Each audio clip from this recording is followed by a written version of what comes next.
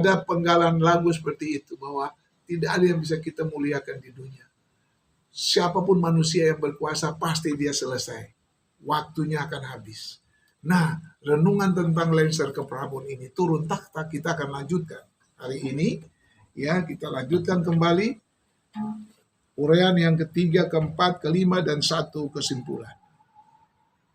Ya, budaya Jawa mengajarkan prinsip tentang turun takhta atau Lengser ke Prabon itu.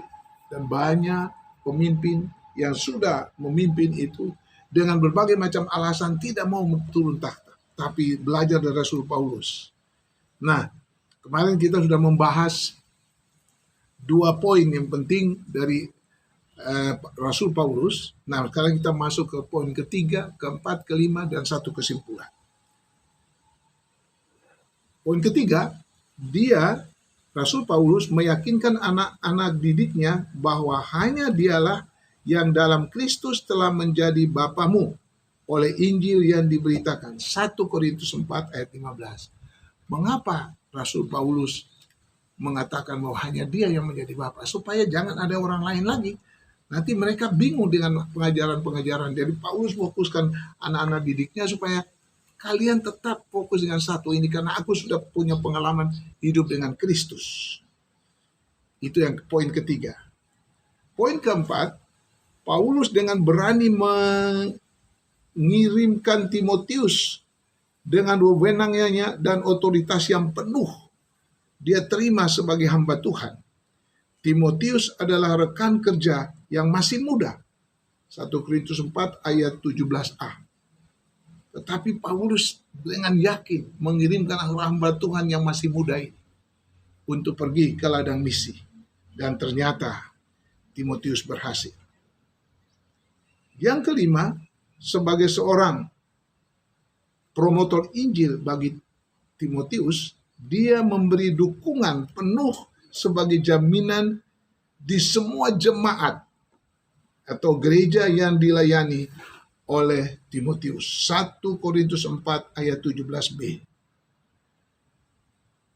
Dengan demikian, bagian firman ini akan mendorong gereja-gereja atau jemaat-jemaat Tuhan menyongsong pelipat gandaan penuaian jiwa menjelang kembalinya Kristus yang kedua kali.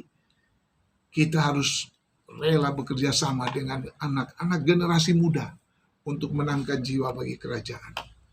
Sambil kita berdoa bagi negara dan bangsa kita. Bahwa ini generasi Z, generasi milenial harus melanjutkan kepemimpinan di negara ini dengan baik. Lengser ke Prabon harus terus berlangsung. Turun takhta itu harus jalan dengan baik. Pemimpin yang berhasil adalah pemimpin yang rela untuk turun takhta.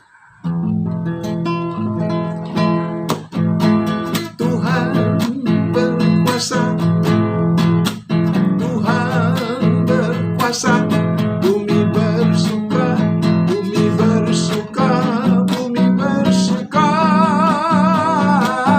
umatnya bersorak, yeay, Tuhan berkuasa.